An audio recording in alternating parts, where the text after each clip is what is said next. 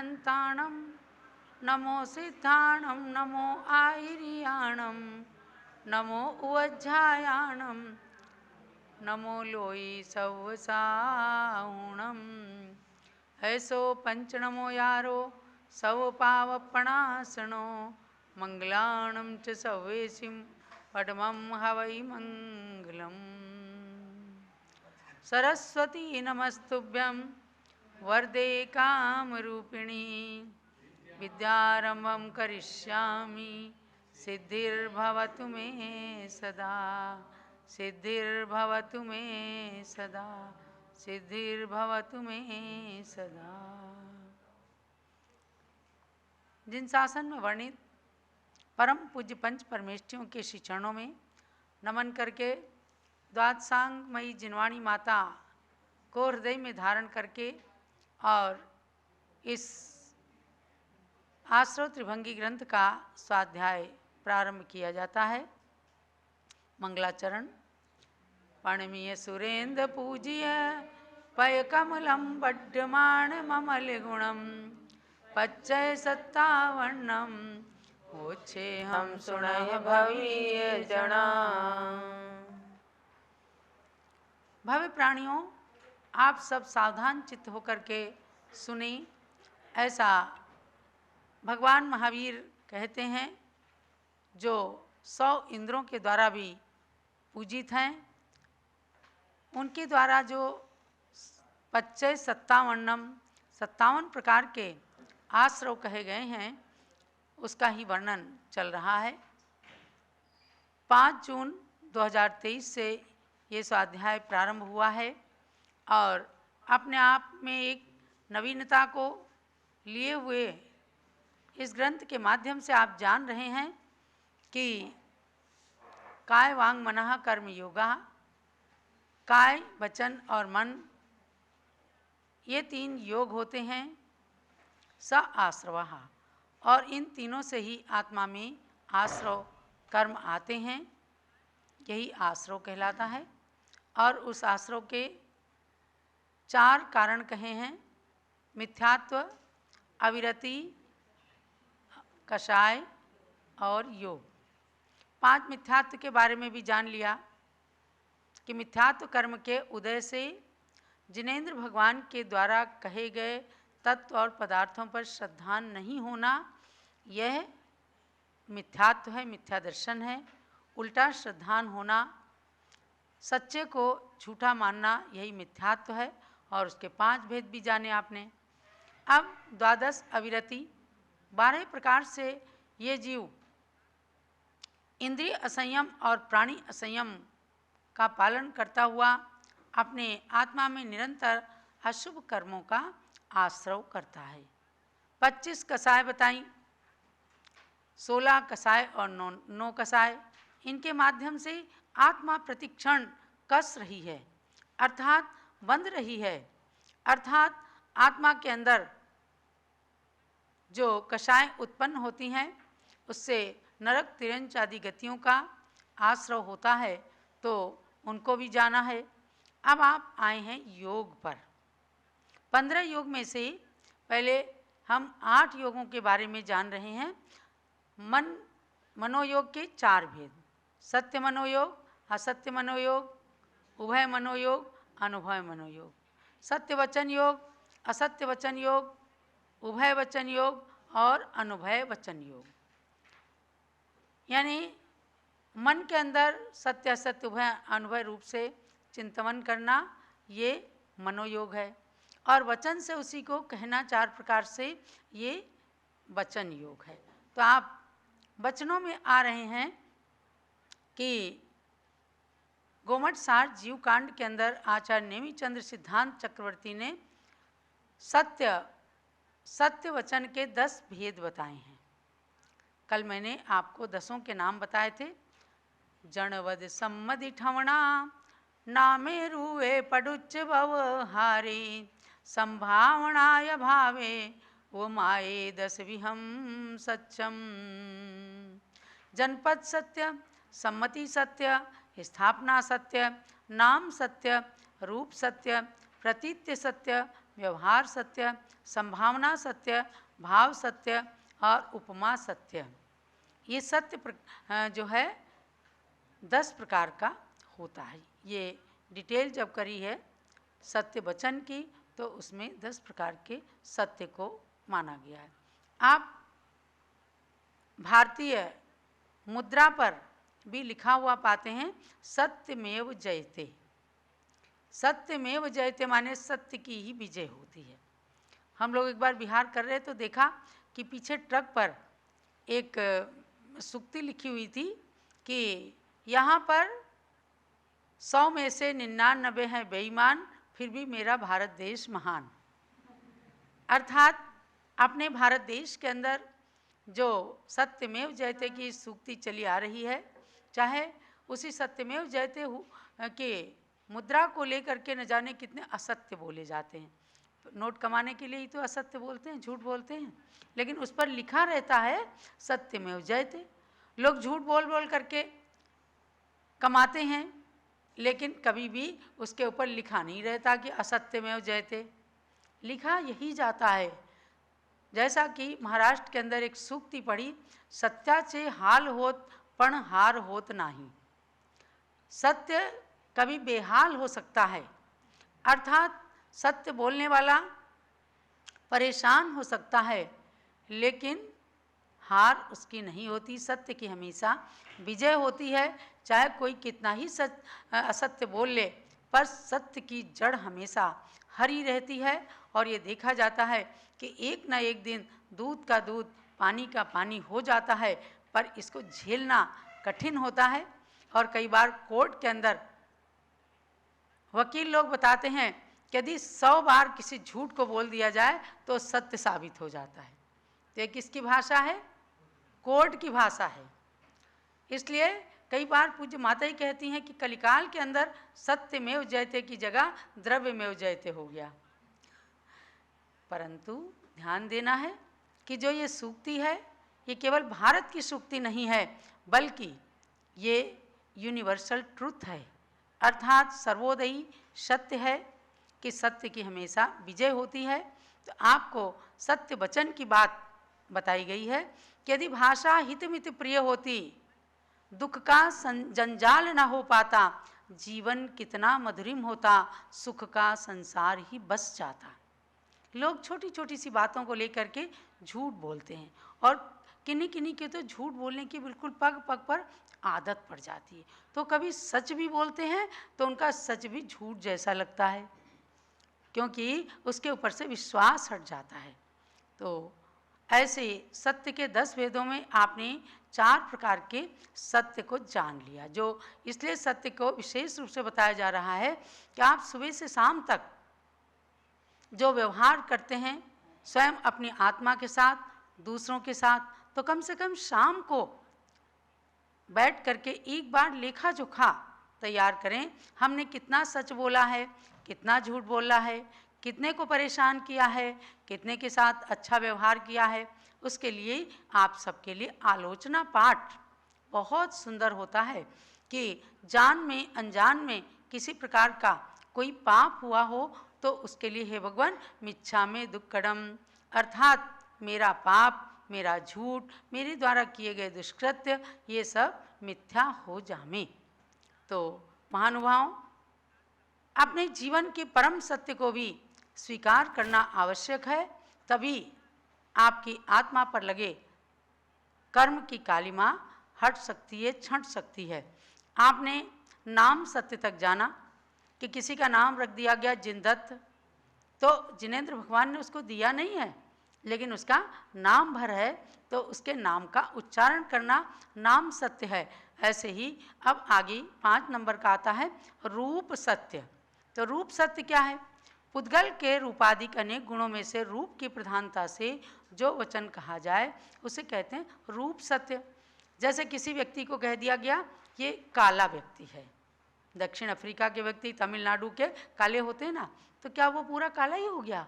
अरे उसकी आँखों में देखो सफ़ेद भी है, उसकी हथेली देखो सफ़ेद भी हैं, कई तरह के उसके अंदर रूप होते हैं, यानी रंग होते हैं, उसके वर्ण होते हैं, रस होता है, स्पर्श होता है। पुद्गल के सारे गुण उसके अंदर हैं, लेकिन रूप की अपेक्षा कृष्ण वर्ण देख करके कह दिया जाता है काला है। तो ये क्या हो गया? रूप सत्य हो गया, किंतु उसके शरीर के अंदर अन्य वर्ण भी पाए जाते हैं और रस आदि भी पाए जाने के बावजूद भी रूप गुण की प्रधानता के कारण उसे काला कह दिया, किसी को गोरा कह दिया। अब उसके अंदर आँख की पुतली काली काली तो है, बाल तो काले हैं, तो अलग अलग तरह के उसके अंदर सारे गुण हैं, लेकिन एक की प्रधानता करके और उसको रूप सत्य मान लिया गया। अब आगे चलते हैं हम। छठा सत्य प्रतीत्य सत्य। किसी विवक्षित पदार्थ की अपेक्षा से दूसरे पदार्थ के स्वरूप का कथन करना, इसको प्रतीत्य सत्य या आपेक्षित सत्य भी कहते हैं। जैसे अपेक्षा किया, इस गिलास में पानी भरा हुआ है, दूसरे गिलास में क्या कम है, तो अपेक्षाकृत ना, अगर एक ही गिलास है तो बस पानी है, इतना पानी है, लेकिन अपेक्षा की अपेक्षा वो किसी से मोटा है, तुलनात्मक कंपैरेटिवली अगर किसी का वर्णन किया जाता है तो ये आपेक्षित सत्य कहलाता है। यानी स्थूल की अपेक्षा सूक्ष्म कहना, सूक्ष्म की अपेक्षा किसी को स्थूल कह देना, मोटा कह देना, पतला कह देना, ये हो गया आपेक्षित सत्य या प्रतीत्य सत्य। यानी कि सत्य के भेदों में चाहे उसके अपेक्षाकृत कोई दूसरा मोटा है, लेकिन उसकी अपेक्षा किसी को पतला कह देना, ये प्रतीत्य सत्य, अपेक्षित सत्य हो गया। अब आगे आया व्यवहार सत्य। नैगम आदि संग्रहों नयों की अपेक्षा उसकी प्रधानता से जो वचन बोला जाए उसको व्यवहार सत्य कहते हैं। जैसे नैगम नय की प्रधानता से भात पकाता हूँ, कहेंगे भोजन बना रहा हूँ। अरे बनने के बाद ही तो भोजन कहलाता है, उसके पहले तो कोई भी चीज़ कच्चा अन्न होता है। लेकिन कोई ये नहीं कहता कि मैं गेहूँ से रोटी बना रहा हूँ, कहें रोटी बना रहे हैं, चावल भात पका रहे हैं, तो ये व्यवहार सत्य है। समझे ना, कि यद्यपि चावल को पका करके भात बनता है, लेकिन कह देंगे भात पका रहे हैं, रोटी बना रहे हैं। रोटी क्या बनाओगे? जब आटा गूँथ करके रोटी बन गई तो वो तो रोटी है, तो रोटी को क्या रोटी बनाएंगे, लेकिन उसको उस समय ऐसे कह दिया जाता है, तो इसको कहते हैं व्यवहार सत्य। अब क्या है? संभावना सत्य आगे आया 8 नंबर का। संभावना सत्य असंभवता का परिहार करते हुए वस्तु के किसी धर्म का निरूपण करने में प्रवृत्त वचन को संभावना सत्य कहते हैं। सक्को जम्बूदीवम पल्लट्टदी जाव दीव पन्नम चा। यानी कि इंद्र के अंदर इतनी शक्ति होती है कि वो जम्बूद्वीप को भी पलट दे, पलटेगा नहीं कभी, लेकिन उसकी शक्ति को बताना, संभावना को बताना कि उसके अंदर इतना बल होता है, तो इसको कहते हैं संभावना सत्य। और आगे का सत्य भाव सत्य। भाव सत्य क्या है? आगमोक्त विधि निषेध के अनुसार अतीन्द्रिय पदार्थों में संकल्पित परिणाम को भाव कहते हैं। उसके आश्रित जो वचन हो उसको भाव सत्य कहते हैं। इसका उदाहरण क्या है? जैसे सुखा करके, पका करके, उसको समार करके, नमक मिर्ची लगा करके किसी वस्तु को प्रासुक कर दिया जाता है। जल को प्रासुक कैसे किया जाता है? छान करके जल, और उसके अगर अंदर आपने सौंफ इलायची कुछ डाल दिया, उसका कलर बदल गया, वो भी प्रासुक पानी है। और जल को गर्म कर दिया गया तो वो भी प्रासुक पानी है। तो प्रासुकता के तमाम माध्यमों को जान करके और उसका कथन करना फल हैं। जैसे कुछ लोग ये मान लेते हैं कि जो भी फल हैं, चाहे जूस हो चाहे फल हो, बिना गर्म किए वो प्रासुक ही नहीं होते। अरे भाई, हमारे आचार्यों ने कहा कि सुक्कम पक्कम तक्कम, सुखा करके, पका करके और उसके अंदर नमक मिर्ची डाल करके या उसको छिन्न भिन्न करके भी चीज़ प्रासुक होती हैं। तो ये कहलाता है भाव सत्य। नमक मिर्च खटाई आदि से अच्छी तरह से मिलाया गया द्रव्य प्रासुक है। तो यहाँ पर यद्यपि सूक्ष्म इंद्रिय, सूक्ष्म जीव जो हैं वो इंद्रियों से, आँखों से देखे नहीं जा सकते। जैसे कह देते हैं ना कि अचार लगाते हैं तो अचार 24 घंटे के बाद का अचार जो है अशुद्ध हो जाता है। क्यों अशुद्ध हो जाता है? उसके अंदर जीवोत्पत्ति हो जाती है। जिस पदार्थ के अंदर भी नमक मिर्ची आदि डाल दिया गया वो 24 घंटे के बाद अशुद्ध हो जाता है, इसीलिए साधु लोग नहीं लेते। तो उस अचार के अंदर आपको कोई जीव दिख थोड़ी रहा है, क्यों? 2, 4, 8 दिन 10 दिन तक जो बहुत एकदम काफ़ी खराब हो गया हो तो कभी उसके अंदर आप फिर भी देख सकते हैं। लेकिन जो हमारे आचरण की दृष्टि से जो चीज़ कही गई कि 24 घंटे के बाद ये चीज़ें अशुद्ध हो जाती हैं, तो उनके अंदर कहीं भी चाहे अचार है, मुरब्बा है, कोई भी वस्तु है, दाल चावल रोटी है, तो 24 घंटे के बाद उसमें कोई जीव थोड़े देखे जाते हैं। लेकिन उसको प्रासुक करने की जो पद्धति है उसके अनुसार प्रासुक काल के अंदर ही उसको यूज करना, प्रयोग करना या उनको प्रासुक बताना, ये कहलाता है भाव सत्य। क्योंकि आगम की वाणी को हमने जान करके पाप वर्जनीय वचनों को भाव सत्य कहा है। आटे की मर्यादा कहीं भले ही आगम के अंदर नहीं लिखी है कि 1 हफ्ते का आटा काम में लेना या गर्मी में 5 दिन का या बरसात में 3 दिन का, लेकिन व्यवहार में ये चीज़ चल गई क्योंकि इससे पाप का वर्जन होता है, शुद्ध वस्तु मिलती है, पवित्र। तो ये पाप वर्जनीय वचन जो हैं ये भाव सत्य होते हैं। अब 10वां सत्य आया, उसको कहते हैं उपमा सत्य। उपमा सत्य क्या है? दूसरे की उपमा दे करके दूसरे प्रसिद्ध सदृश पदार्थ को उपमा कहते हैं। इसके आश्रय से जो वचन बोला जाए उसको कहते हैं उपमा सत्य। जैसे कहते हैं भोग भूमि में मनुष्यों की आयु पल्योपम, 1 पल्य 2 पल्य 3 पल्य की होती है। उत्कृष्ट भोग भूमि में 3 पल्य की। अब पल्य है क्या? पल्योपम, पल्य के समान असंख्यात वर्षों की आयु होती है। तो यहाँ पर रोमखंड जो उसकी परिभाषा बताई गई है, तो रोमखंडों का आधारभूत जो गड्ढा है जिसके अंदर तुरंत तत्काल जन्मे मेंढे की बाल भर भर करके कूट करके उस गड्ढे को भरा जाता है और उसमें 1-1 वर्ष के बाद 1-1 रोमखंड निकाला जाता है। जब वो गड्ढा खाली हो जाए तो उसको कहते हैं पल्य। शक्य नहीं है? हाँ, गड्ढा भी 1 योजन लंबा, 1 योजन चौड़ा, 1 योजन गहरा। तो ऐसे ही गड्ढे को तो पल्य की उपमा दे देते हैं कि पल्य के सदृश जो होता है इसको कहते हैं पल्य। तो इस संख्या को उपमा सत्य कह देते हैं। कहेंगे कि कमल नयनी, क्या कमल की तरह से उसके पंखुड़ी लगी है नैनों में? तो सुंदरता की अपेक्षा से उसको कमल नयनी कह देते हैं किसी स्त्री को के सौंदर्य को देख करके। तो इस प्रकार से आपको 10 प्रकार के सत्य हमने बताए हैं। अब 10 प्रकार के सत्य में से आपको हर प्रकार के सत्य को बोलने का या उनकी बातों को समझने का प्रसंग आ सकता है, इसलिए आचार्य नेमिचंद सिद्धांत चक्रवर्ती की बात को सही मानना। तो अब आपकी बात पूरी होती है कि 4 प्रकार के मनोयोग और 4 प्रकार के वचन योग।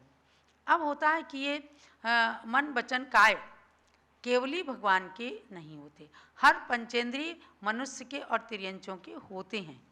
कुछ सरीसृप आदि के मन नहीं होता तो असंगी कहलाते हैं, लेकिन जिनके पास मन है तो वचन तो होता ही होता है।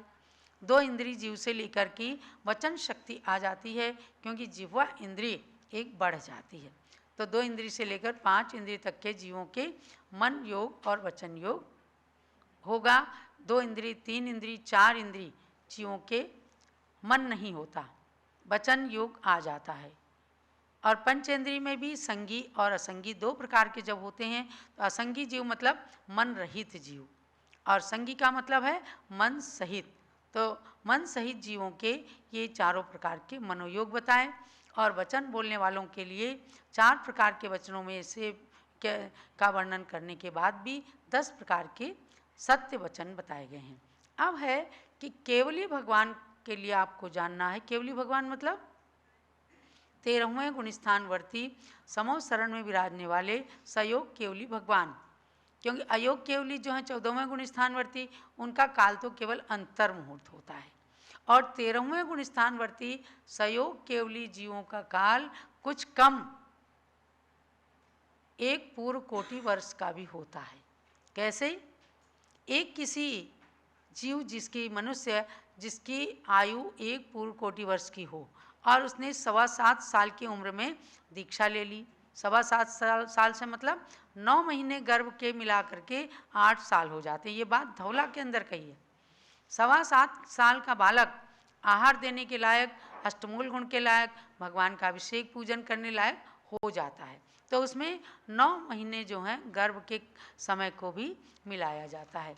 ऐसे जीव जिनको 8 साल की उम्र में केवल ज्ञान हो गया हो और फिर उनका शरीर एक पूर्व कोटि वर्ष तक रह सकता है, ऐसे केवली भगवान के लिए कहा कि उनके भी द्रव्य मन होता है। अब आप इसको बहुत ध्यान से सुनना कि द्रव्य मन क्या होता है। अंगो वंगुदयादो दव्व मणट्ठम जिनिंद चंदमी मणवगण खंधाणम आगमनादो दुमण जोगो। कहते हैं अंगो वंगुदयादो, अंगोपांग नाम कर्म के उदय से, ये सब अपने हाथ पैर ये सब शरीर क्या है, अंगोपांग नाम कर्म के उदय से बने हुए हैं। तो अंगोपांग नाम कर्म के उदय से हृदय स्थान में जीवों के द्रव्य मन की विकसित अर्थात खिले हुए अष्टदल कमल के आकार में रचना हुआ करती। हृदय कहाँ होता है? आप सबके पास हृदय है और हर व्यक्ति के पास में अष्टदल कमल के रूप में विकसित द्रव्य मन है। ये रचना जिन मनोवर्गणाओं के द्वारा हुआ करती है उनका अर्थात इस द्रव्य मन की कारणभूत मनोवर्गणाओं का श्री जिनेन्द्र चंद्र भगवान सहयोग केवली के आगमन हुआ करता है। इसलिए उनके भी उपचार से मनोयोग कहते हैं, यानी कि उनके भी द्रव्य मन होता है। यद्यपि सहयोग केवली भगवान के क्षायिक भाव पाए जाते हैं। सारे क्षायिक भाव के कारण ही उनको क्षायिक ज्ञान, क्षायिक दर्शन, क्षायिक सुख, क्षायिक वीर ये हुआ करता है। इसलिए उनके भाव मन जो कि क्षायोपशमिक भाव है वो नहीं पाया जाता। ऐसा जनरली कहते हैं कि भगवान के भाव मन नहीं होता, द्रव्य मन होता है। लेकिन इस विशेषता को जानना कि फिर भी 9 कर्म वर्गणाओं को आकर्षित करने की शक्ति रूप भाव मन भी उनके पाया जाता है। साथ ही मनोवर्गणाओं के आगमन पूर्वक जो द्रव्य मन का परिणमन होता है वह भी उनके पाया जाता है। यही उनके मन को कहने के लिए उपचार में निमित्त है। तो उपचार से निमित्त क्या है कि उनके देखो समोशरण में रहने वाले भगवान के भी जीव दया, तत्वार्थ की देशना, शुक्ल ध्यान आदि की प्रवृत्ति के प्रयोजन को भी वह सूचित करता है। यद्यपि वे मन से कुछ भी नहीं करते। भगवान महावीर यदि चंदना के द्वार पे गए, चंदना के बंधन कट गए, लेकिन भगवान महावीर ये आशय लेके नहीं गए, इच्छा से नहीं गए कि चलो मैं चंदना के बंधन तोड़ दूं। चंदना का पुण्य रहा, उसका सौभाग्य रहा कि महावीर के कदम उधर बढ़ गए। तो इच्छा पूर्वक प्रवृत्ति केवली की तो हुआ ही नहीं करती। भगवान महावीर दीक्षा के बाद भी जब तक केवली भी नहीं थे तब तक भी चूँकि यथाख्यात सामायिक चारित्र का पालन करने वाले वे महापुरुष थे, बिना इच्छा के भी भविभागन बस जोगे बसाए, भव्यों के भाग्य से उनका पदार्पण उस दिशा में उस स्थान पर हो जाया करता है। तो आपको ये जानना है हम सबके पास द्रव्य मन है और केवली के पास भी द्रव्य मन है। वचन योग हैं तो हमें अपने वचनों का सदुपयोग करते हुए और सत्य वचन ही अधिक से अधिक